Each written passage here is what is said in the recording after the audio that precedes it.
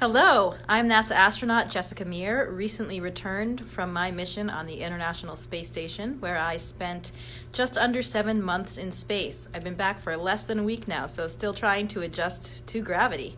Here with me is my colleague and classmate, Ann McClain. Hey guys, Ann here.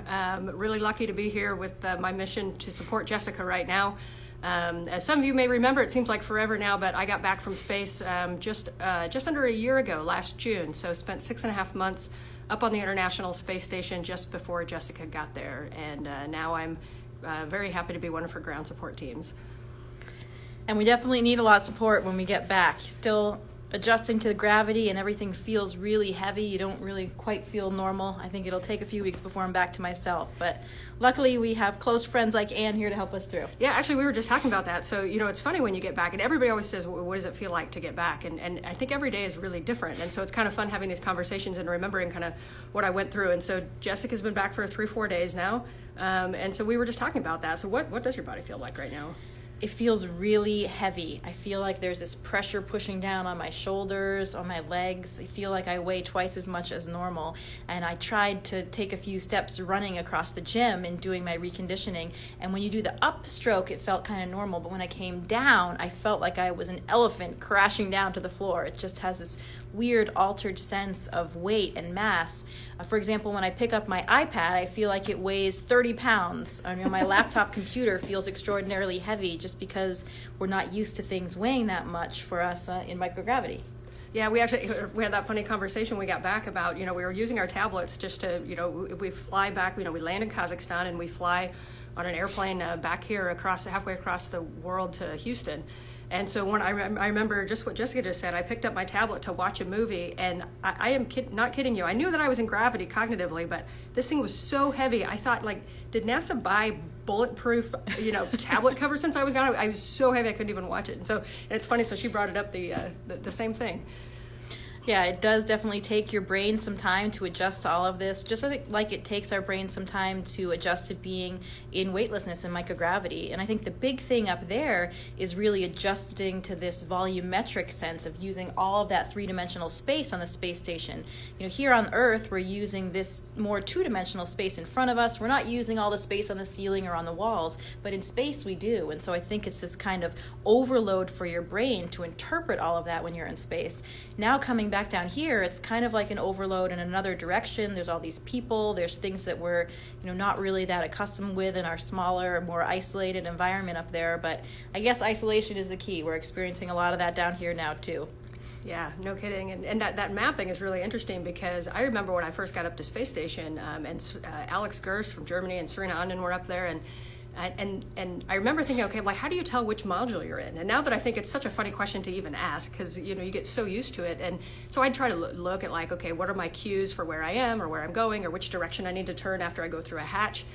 And Serena said something really interesting to me. She said, it'll take a little bit of time, but your brain will completely remap the entire space station, and you're going to pick up on cues that you're not used to using in the ground, and it won't matter what orientation you go through the hatch. You'll know exactly where the handrails are, and you'll start pulling them away. And actually, we may or may not have played a joke on a crew member one time and removed one of our high-speed handrails, one of the most common used handrails, and, it wasn't there when they were looking for it. But I have a great question. A couple of questions came in from Instagram, and so I would love to hear your answer to this because you're so new back here to Earth. What was it like to have running water again? And what was it like to take a shower and have a sink? Yeah, people ask me all the time, what do you miss while I was up there? What do you miss about Earth? And I honestly didn't really miss very much, but running water was something that I was looking forward to again. Just being able to really wash your hands under running water, especially in a time like this. We didn't really do that for 7 months. And being able to stand under the hot water in the shower, that has felt pretty good. But it does definitely feel a lot different. We're just not used to that sensation, but it is great. I'm pretty excited about having running water again. I think many of you may have seen this hair washing video that I did. It's totally different when your hair is not standing up here and it's all coming back down again. So readjusting to this gravity effect. I just cut mine short, but I remember with water, up on the space station, we conserve water. We're really kind of strict about conserving water. So even the sweat on our shirts, and if we have a wet towel that we've used, we hang that up to dry, and then it goes through our air conditioning systems, and we reclaim all the condensate off it, and we clean it, and we recycle it, and we reuse that water. Because water is really expensive and it's heavy to launch. And so I remember one of my first days back here, I was so aware of, oh my gosh, all that water's just going down the sink, like we're not gonna be able to use it again. Right. So we weren't recycling it. Yeah, it is a great feature, and really, especially today on Earth Day, to think about that sustainability. And we are actually able, as Anne was saying, to reclaim about 85% of our water through collecting all of the condensate in the air, and also through recycling our urine. You know, like we say, and it is true, yesterday's coffee becomes today's and tomorrow's coffee. But it's really great to feel like a very part of a sustainable system like that, with our solar arrays on the space station providing all of the power that we need on the space station, collecting all of that solar energy, harnessing it from the sun, reclaiming all of our water. It is nice to be part of a sustainable system, and that's something that we all need to try to be better about here on Earth. Yeah, that's right, because really just Earth is just one large system that we need to sustain, right? And, you know, today's Earth Day, and so, you know, looking back on our Earth from the space station really kind of hits each of us differently, but that's one of the things that struck me was that and even during these recent difficult times with this global pandemic, is just how much we're all in it together and how much we do affect our Earth. You know, you don't see borders, and you don't see, you know, it's even hard to see cities from up there. And you look at our Earth, and the atmosphere is so thin when you look back at it, and you realize, like, wow, we're really it all together, and we do have to take care of our Earth. Yeah, it is very easy to see how fragile all of the ecosystems are when you see that thin, tenuous band of the atmosphere. And I think, you know, it's quite a profound effect on you as a human looking back with your own eyes, and as Anne said, realizing that we truly are all in this together. For the Earth, on Earth Day, in the COVID-19 situation that we're in now, we really are one species as humans, and that's easy for us to appreciate when we look down on the planet from above, but it's something that really everyone needs to keep in mind. So Anne, what do you miss most about living on the space station? Ooh, everything. Gosh, when I just thought about it, I looked up and I see a picture. You guys can't see it, but right behind here, we have a great picture of an astronaut out on a spacewalk. And, you know, and it's a little bit different. You know, that used to be an image that I would think I want to be an astronaut so badly. And now when I look at it, I remember the day going out on spacewalks, and not only just the beauty of it and realizing, you know, what you're doing, but I think what I have a better appreciation for was the massive task that we get done when we're on a spacewalk. You know, we physically, actually, we both had opportunities to do EVAs where we changed out the battery system on the space station. We upgraded an entire power channels of the space station with our own hands, and the amount of teamwork that takes on the ground, and the amount of training, you know, to get there. And then when you come out of the hatch and you see the Earth and you realize that everything culminates in that moment. You know, what I guess what I miss are those moments where you feel like you are just doing the ultimate team sport. Mm-hmm. Yeah, absolutely. And even on a more simpler scale, just the fact of floating, I'll tell you, with this feeling of gravity pressing down on every muscle right now, I really miss floating. And the levity that provides. Yeah. It kind of turns everybody into a 5-year-old kid, you know? In the middle of nowhere, you might just do a somersault or bounce up and down a little bit just because you can. Yeah. And that perspective that we spoke about already a little bit, looking out the window and seeing that Earth and realizing and really appreciating what it is that you're doing, because everyone you know, every place you've ever been, everything you've ever experienced is down there beneath you, and you're one of these few people up here on the space station. And sometimes that's even hard for us to believe that it's real. Yeah, it's hard to look back and know that it really happened, but then you see your friends up there and you know what they're going through. It's pretty amazing. I see all your comments rolling in. We're getting like claps and hand waves and some hearts. I think some money. I'll give you my address. Is that money? There's no flags. So if you guys have any questions, throw them out there. We can see your comments as they're coming up. But one more from the Instagram earlier. It says, what do you miss most? We just kind of talked about that. Oh, what type of research you do? Research is different for every increment. So what did you guys do that you thought was really neat? Yeah, we had one of the cool things about being on the space station, especially as a scientist, is the diversity of all the different scientific experiments. So for me, my background is in physiology. I loved being a part of these physiology and medical experiments on the ISS, so trying to understand how spaceflight and the microgravity environment affect the human body. We have combustion experiments because even flames burn differently in space. We have protein crystal growth. We had the biofabrication facility up there, which is really a phenomenal piece of hardware. It's really in the test concept concept phase right now, but it is basically a 3D printer that is using human tissue, and the eventual goal is that it would actually be able to print a human organ for a transplant procedure back on Earth.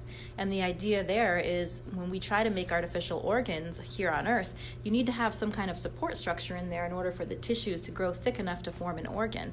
So the hypothesis is that without gravity, in microgravity on the space station, you would be able to grow these layers of cells and tissues thick enough so that you wouldn't have that support structure there. And that support structure has to be removed and can damage the cells. So you might actually be able to grow an entire organ. We had several experiments looking at bone cells and also looking at muscle cells, looking at cardiac tissue. We know that astronauts experience a lot of changes to their cardiovascular system due to microgravity in that environment. And so trying to understand the expression on the gene expression level, why that is happening, and on the tissue level as well.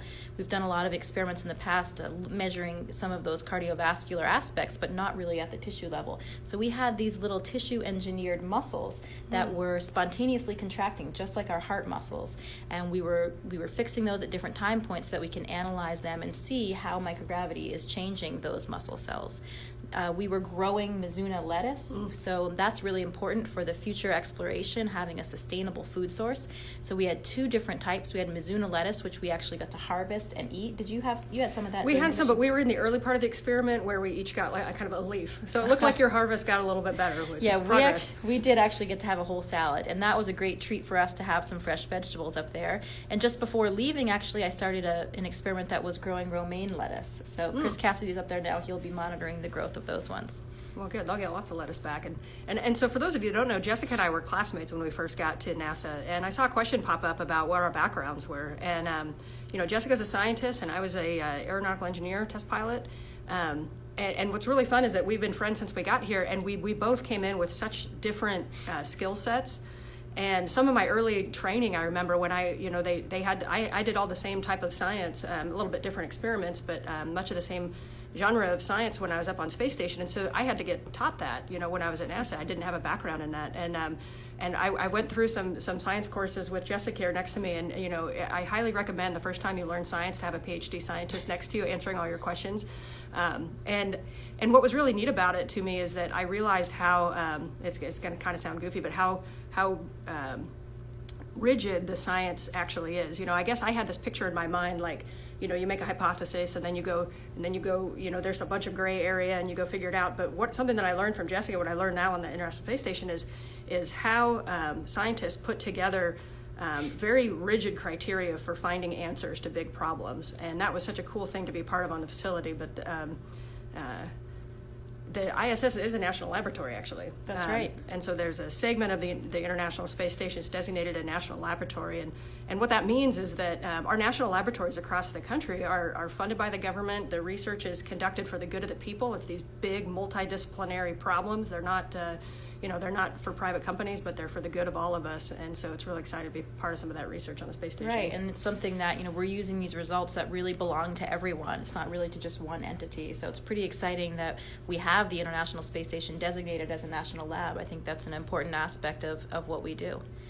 Yeah. And, on the flip side of what you were saying in terms of the science, for my background being a scientist, for us going through the training in the beginning, I had to learn how to become a pilot. So I had people like Anne who were professional pilots before becoming astronauts to help us through that whole process. And I think to me, that's one of the coolest things about our job is that we do get to do so many different things. We're not just sitting in an office doing the same thing every day. One day I'm learning to become a pilot and then later flying airplanes, and then also still able to do some science, conducting experiments on the space station, going for spacewalks like Anne was talking about. And that, I think, is really one of the highlights of my mission, was doing those spacewalks, just like you said. I mean, that feeling going out the hatch and knowing that you're part of this incredible ground team that has designed this suit and kept this suit working and functional to support you, and designed this entire spacewalk so that we can do something big like replace a whole battery channel, like you were saying. It is just such a phenomenal feeling to be part of a global team when we're up there. Yeah, and today we took a scientist and a pilot and we tried to figure out how to set up a camera and some lighting. So we're sorry if this looks a little bit JV. This is not either of our backgrounds or forte. There's a reason why there's professionals that do this. So for all the newscasters that are broadcasting from your living rooms, we have a totally new appreciation for setting up all your own video. But But hey, we'd love to hear what questions you guys have. You know, Jessica's fresh back from space, and I'm sure that there are some people wondering some things. I see a lot of people making comments, but what kind of questions can we answer for you?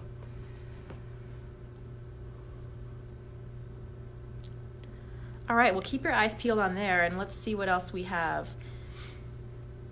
We can talk a little bit about living in isolation. I mean, we've been sharing some of these on social media, and it's something that, of course, as astronauts, we are trained to do. We receive a lot of training and focus before we go up about living in isolation, living in a small environment with others, and these things that we call expeditionary skills are so important. Things like followership and leadership and communication. And I think for living in this isolated environment, some of the things that we do, one of them is to make sure that we still follow a routine.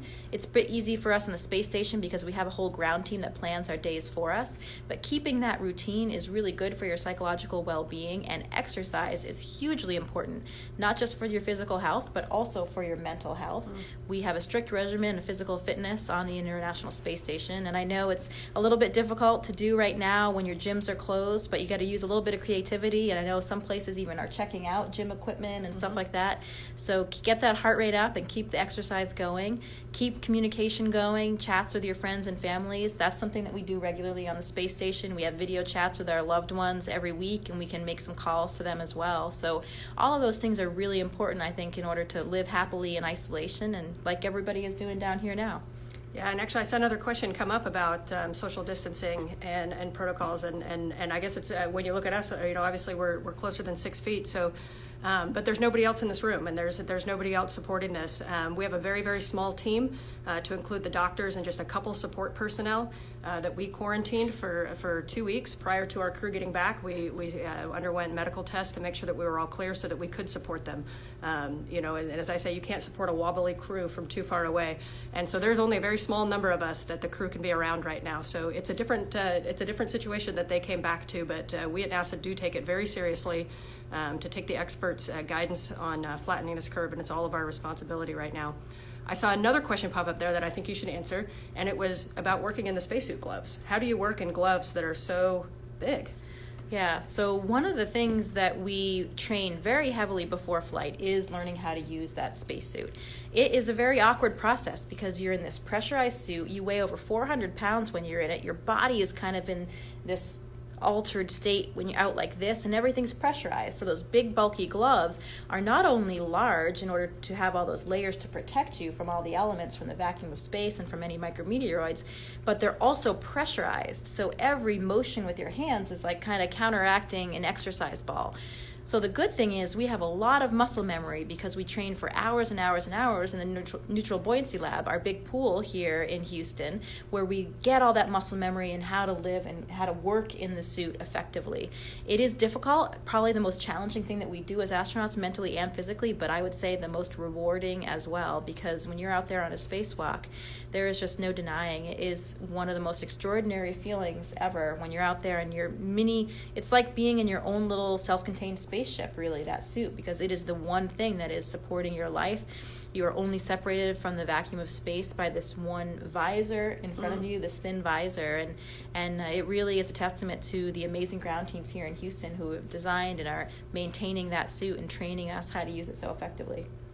Yeah, that's interesting. Actually, there was somebody wrote out just on there that's like working in a hazmat suit, and so huge appreciation to everybody that does their job well in different outfits that we have to wear. So it said, how hard is it to become an astronaut? So she and I took very different routes, and the hard thing is that it's a really long journey to become an astronaut, to get qualified to become an astronaut. And the kind of tricky thing is at the very end, someone else selects it. So I kind of had this realization at some point along my path that I thought I could set myself up totally for success, but at the end, it's whether they select me or not. But the big key is not to self-eliminate. So many people that I talk to say, well, I wanted to be an astronaut, but I chose a different major, but I didn't take this position, but I chose not to do this. It's not, I find very few people that I've talked to that said, I want to be an astronaut, but wasn't selected. And so it really struck me that most people self-eliminate before they ever really are able to compete. And part of that is because, and we know very well, you have to get out of your comfort zone. You have to challenge yourself.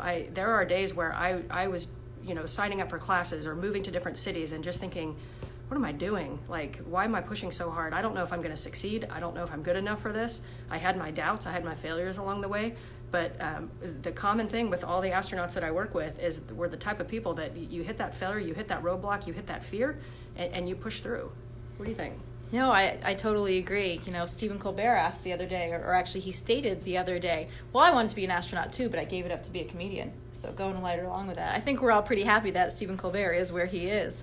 But it is an important part. I mean, I think people are always saying, wow, you did this, and how did you do it? Well, we really were just pursuing the things that we loved. We were passionate about the things. You do have to have a degree in a STEM field, and now in the current selection, a master's degree in a STEM field. But beyond that, you really need to make sure that you're doing what it is that you're passionate about and working really hard at it. And in the end, there is a lot of luck involved as well. But it does happen. We are proof that dreams really can come true, as trite as that may sound. So it's a very exciting time. We're going through a selection process right now. The window closed just recently, right? And we're already going through those applications. So we'll be very excited to get some new recruits here soon. Yeah, it's good that I didn't dream of being a comedian, because I would be a very poor comedian.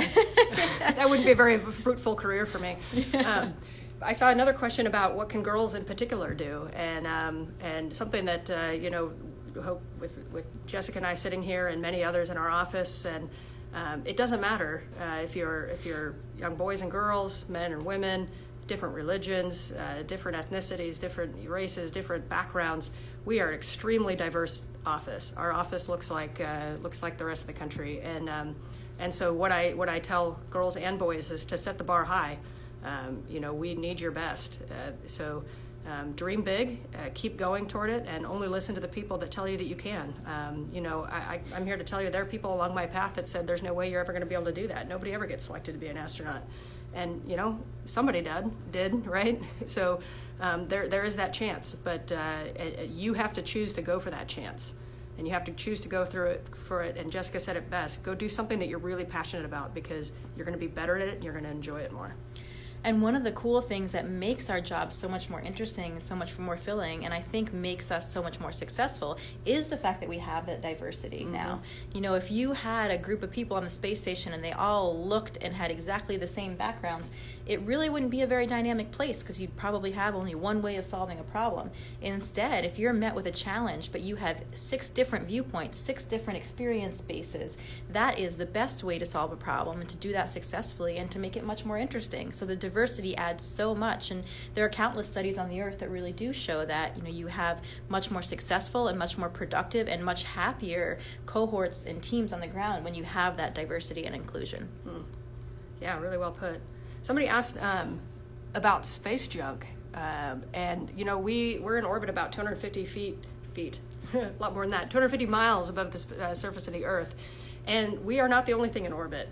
There, unfortunately, is a lot of things out there. Some of them are natural, like small rocks and micrometeoroids, and then some of them are man-made, like if a satellite blows up or if 2 satellites collide, that debris can stay in orbit for quite a long time.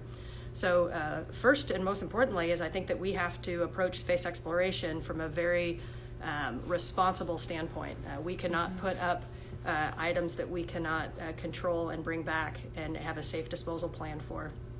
On the International Space Station, we actually get hit by micrometeoroids quite often, and our ground teams can track larger objects, and if a larger object is identified, we will reboost the space station, which basically just means putting on one of our thrusters and changing the altitude of the space station to avoid debris. And then we have a special coating or covering on the front of the International Space Station just for that, but to absorb some of those hits. And when we're out on EVAs, on spacewalks, sometimes you can see it. It looks like a rock chip on your window. You can see them on handrails and everything. So it is a very important problem, and most importantly is being responsible as we continue to launch more things into space. Yeah, I think that's a great point, especially to think about today on Earth Day. We need to think about our planet and how to preserve our planet for the generations to come, but especially as space explorers, we need to continue to explore space in a sustainable way and as good stewards of all of those other planetary bodies as well. We need to make sure that we preserve those and do it in a way which we are not contaminating surfaces, we are not leading to the demise of other planetary bodies as well. And that's something that I think that we do keep in mind for all of our future exploration strategies. Yeah, so there's a question about the view from the space station, and so why can't you see stars a lot of times from the International Space Station? So, Jessica, maybe since you just got back, so it's really fresh in your mind, a week ago you were looking out the cupola at the Earth, sometimes during day, sometimes at night. You want to talk about some of the stars and maybe storms and things you can see? Yeah, so this is kind of, I think, a little bit of a myth that I've heard several times, that people think that we can't necessarily see stars from the space station. And I actually spent a lot of time stargazing and even taking some photos. When you are in darkness, you can see all of the stars. You can see the Milky Way. You can see constellations. You can see planets. You can see all of that. If you think about it, on the space station, we're only about 250 miles further out into space than you are on the surface of the Earth. Those things still look pretty similar. We actually have a better view of the moon because it's not obscured by the atmosphere, so it looks more clear, but again, you're not really that much closer to it than you are on the surface of the Earth. So things do look a little bit different, and I think even some astronauts spend a lot of time only looking at the Earth when they're looking at the window, and they're only looking out the window when the Earth is illuminated, so you can see, the Earth all lit up. You can see all the continents and land masses quite easily. But I actually liked going in the night passes just as much because the night sky is phenomenal, and the atmosphere appears, you have this orange air glow, and the atmosphere looks even thicker than it does when it's blue during the day, and you can see it actually gradually fade out into nothingness, and then you can see some of the stars behind that orange air glow. You can see the aurora in many cases. I saw the northern lights and the southern lights many times, and you have this green glow kind of dancing all around you, and it is really just an extraordinary view. That's definitely a crew favorite. I remember, there's the cupola is in a module called Node 3. And if anybody floated into Node 3 and came down and saw the cupola, I mean, it was like alert the whole crew, everybody float down into the cupola and take a look at it. I remember one of the things that struck me early on was how fast the sun and the moon seem to move, right? Like we have a sunrise and a sunset every 45 minutes up on space station. And I mean, it's like the Earth or the moon jumps off the horizon and moves so fast. And I remember when I first got back to Earth, within the first couple of weeks, I was sitting there watching the moon come up, and it actually kind of was funny that I was looking at the moon and then I turned and did something else, and 15 minutes later I looked and it didn't look like the moon had moved at all. And I remembered, I expected it to be, all the way up there now. Yeah, that's a great point. I remember the first time I went to take a picture of the moon, I'm getting my camera ready and I'm getting all the settings adjusted, and then it's gone out of view already because it's moving so fast. Yeah, and actually, so one of the things, the Earth is moving really fast too, and I'm from Spokane, Washington, and so of course everybody wants to get a picture of where they're from. It's like visiting home, the ultimate visiting home, right? And so I grabbed a camera and I was like, okay, we're gonna come up on the side of Washington State. I'm gonna be able to see Seattle, Puget Sound, and then I'm gonna go a little bit in. Yeah, I even thought maybe I could follow I-90, the highway over. And I go to start taking a picture, and I'm taking pictures, and my crewmate Alex, that had been there for a while, he comes in, he's really good at Earth pictures, and he said, what are you taking a picture of? And I said, Spokane, Washington. And he said, is it that in Minnesota? And he said, we're halfway across, you're gonna have to be quicker than that. But I saw somebody asked, what did you see from space that you really want to go and visit? And for me, that was the Great Lakes, actually. The Great Lakes were so beautiful. I've been there one time now since I've been back, but I want to explore a little bit more, especially the northern parts of the Great Lakes. They were so beautiful to photograph from space, and they're so huge. I mean, I did not have an appreciation just for how big the Great Lakes are. So for those of you that live in that area, I think you're very lucky. Yeah, they really are gorgeous. I loved flying over the Patagonia ice field. That's actually already was on my must-go-to list. I've never been there before, but I spent a lot of time photographing those glaciers, and another Earth Day point there. That's something that we've done over many years now on the space station. We actually are using those pictures that we take from the space station of the glaciers to help monitor their retreat, specifically in those Patagonia ice fields, and they are so beautiful to look down on from above. I'd say another favorite spot of mine is flying over many of the different deserts in Africa and also in Saudi Arabia. You see all these different colors and different textures of all the different sand dunes, and just imagining what it would be like to see those from the eye level as well. One of the really cool things about the perspective we have on the space station is the geographical context that you're seeing things in the geological context. You're looking down on something and you can, for example, so easily see that this was an area of former volcanic activity because you can see the old volcano, you can see the crater, and you can see the big lava flow around. But if you were down there on Earth, you actually might be standing in the middle of it and not realize it because it's stretching to such a far extent. It's really interesting to see that kind of geological phenomenon from on board. All right, so it looks like we only have 1 more minute, so I have a question because I'd love to get your closing thought on for this Earth Day. And I remember right after I came back, I was just in awe of landing this little space vehicle in the middle of Kazakhstan, seeing teams from all over the world get me safely back to Houston. What's your message for coming back to Earth on this Earth Day? You're our most recent visitor from outer space. So what do you think on this Earth Day?